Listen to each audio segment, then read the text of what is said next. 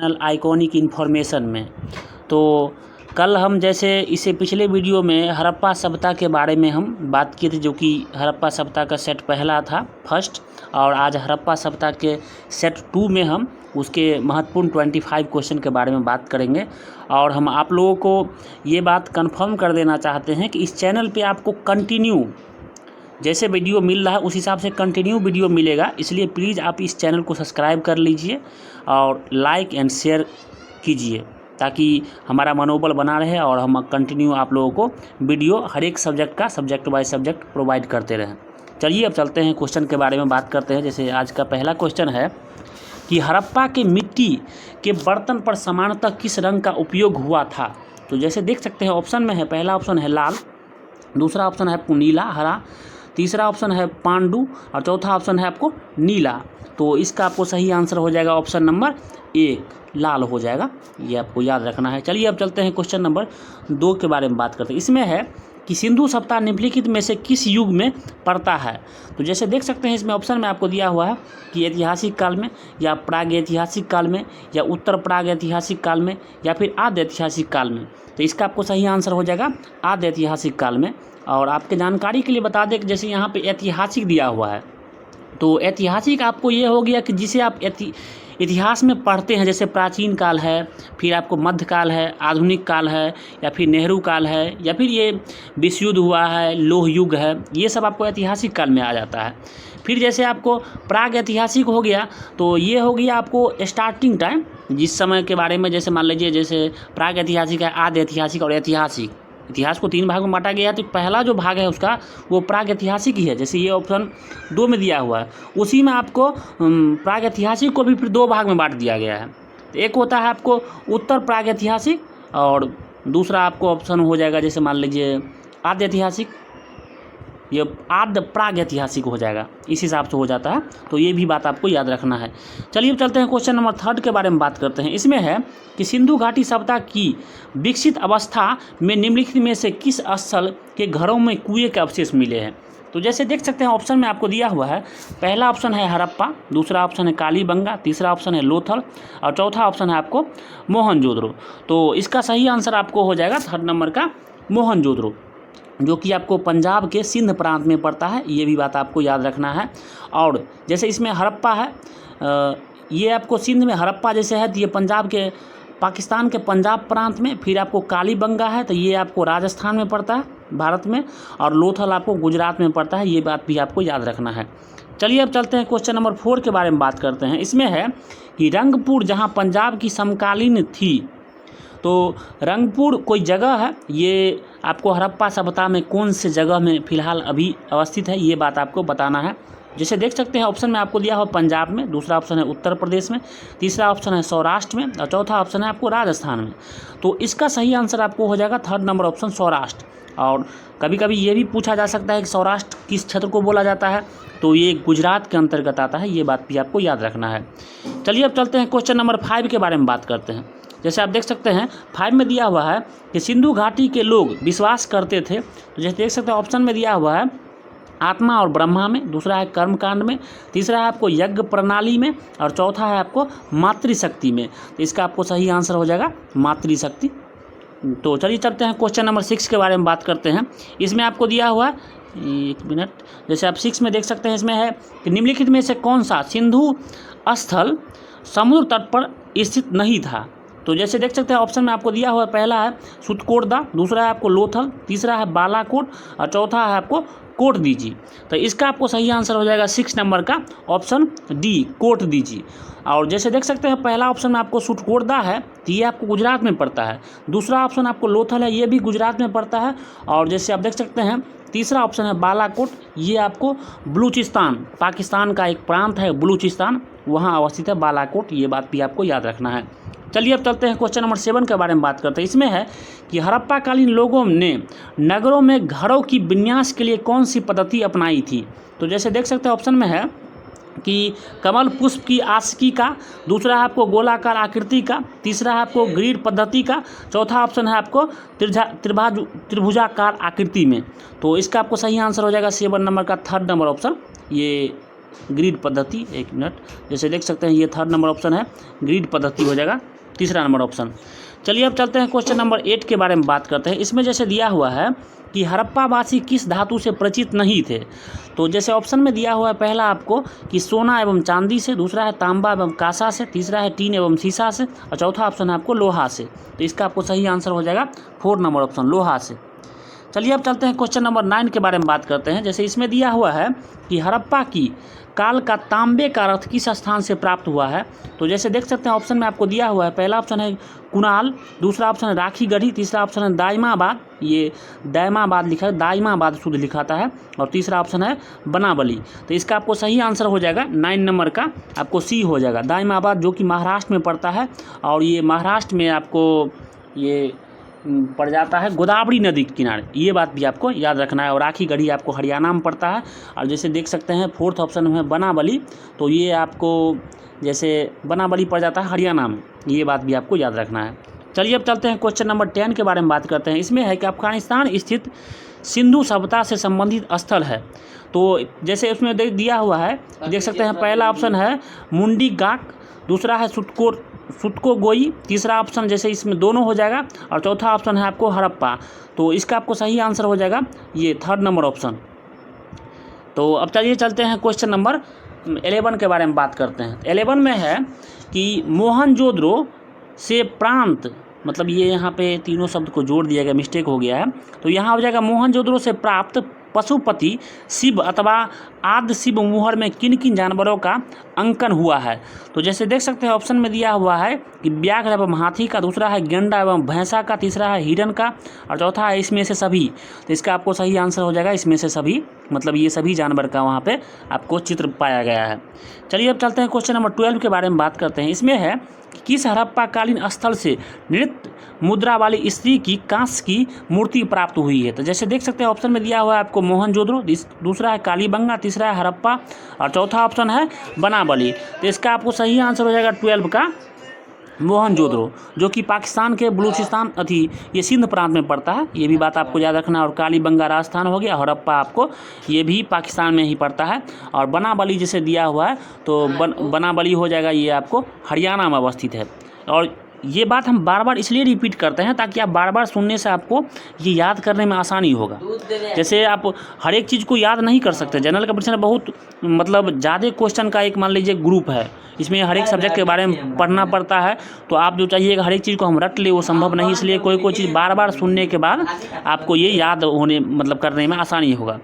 चलिए अब चलते हैं क्वेश्चन नंबर 13 के बारे में बात करते हैं कि किस हड़प्पाकालीन स्थल से पुजारी को मूर्ति प्राप्त हुई है। तो जैसे देख सकते हैं ऑप्शन में है पहला आपको हड़प्पा, दूसरा ऑप्शन है आपको मोहनजोदड़ो, तीसरा ऑप्शन है लोथल, और चौथा ऑप्शन है रंगपुर।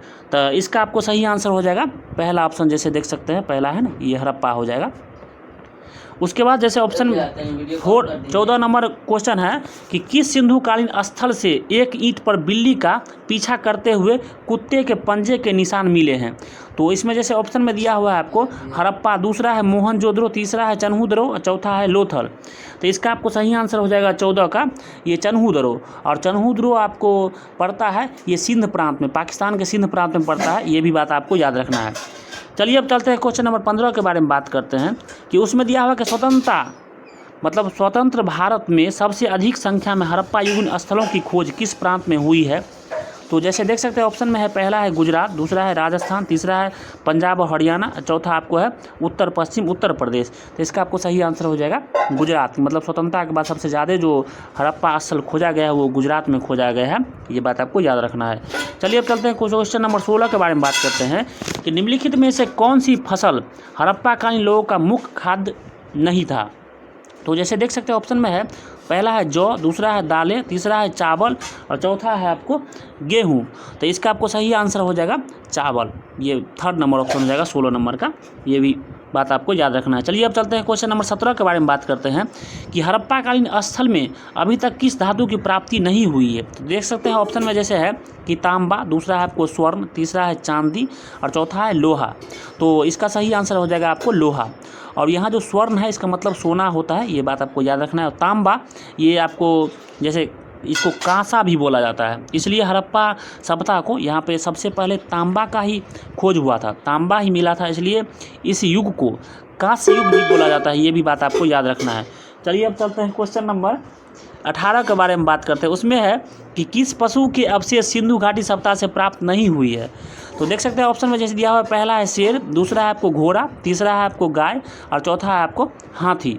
तो इसका आपको सही आंसर हो जाएगा ऑप्शन नंबर 18 नंबर का ए, शेर हो जाएगा।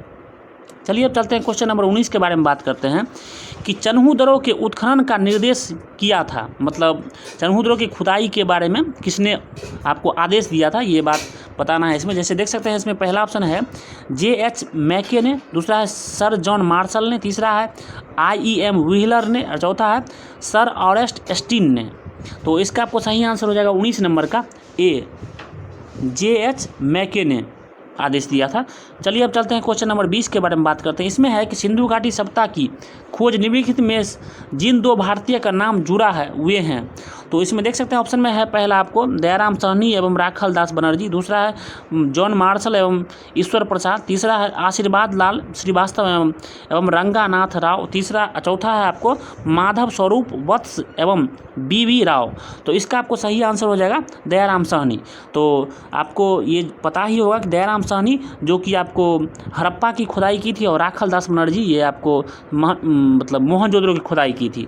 तो इसका जैसे ईस्वी कभी कभी पूछ दिया जाता है, ईस्वी में आपको हो जाएगा, याद रखना है कि हड़प्पा की खुदाई 1921 में और मोहनजोदड़ो की खुदाई 1922 में हुआ था, ये भी आपको बात याद रखना है।